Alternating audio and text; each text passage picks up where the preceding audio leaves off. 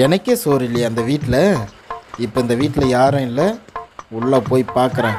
சாப்பாடா இல்லைன்னு சொல்கிறீங்க எனக்கு. உள்ளே போய் பார்க்குறேன்.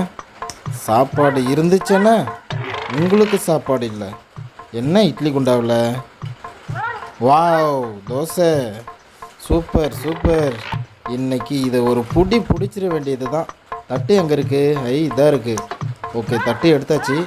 தோசையை போட்டுக்கலாம். ஒரு தோசை விடாமல் போட்டுக்கணும். அப்போ தான் அவங்களுக்கெல்லாம் தோசை இல்லாமல் போகும். சட்னி, வாவ், கடலக்கொட்டை சட்னி நல்லா வாசனையாக சூப்பராக செஞ்சுருக்காங்களே. வாங்க, எனக்கே இல்லைன்றீங்களா? நீங்கள் எப்படி இந்த வீட்டில் சாப்பிடுவீங்கன்றதை நானும் பார்க்குறேன். யாரும் வராதுக்கு முன்னே சீக்கிரம் சாப்பிட்டுட்டு எஸ்கேப் ஆகிடணும். நல்லா இருக்குப்பா. எனக்கா இல்லைன்னீங்க, பார்த்துக்கலாம் வாங்க. வாவ், டேஸ்ட்டாக இருக்கு. நல்லா இருக்குப்பா, சூப்பர்ப்பா.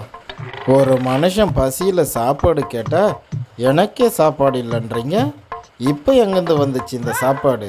ஃப்ரிட்ஜில் என்ன வச்சுருக்காங்க பார்ப்போம். வாவ், ஏதோ குழம்பு வச்சுருக்காங்க. வாசனையாக தான் இருக்குது. இப்போ தான் வச்சுருக்காங்க போல். சரி, ஓகே, ஃபஸ்ட்டு தண்ணி குடிப்போம். வாங்க, வீட்டுக்குள்ளே வந்து பார்த்தா சாப்பாடே இருக்கக்கூடாது. வாவ், நல்லா பட்டாணியெல்லாம் போட்டு நல்லா கெட்டியாக செஞ்சுருக்காங்கப்பா. வெண்டைக்காய் குழம்பு. மறுபடியும் நம்ம ஃப்ரிட்ஜ்லேயே வச்சுருவோம்.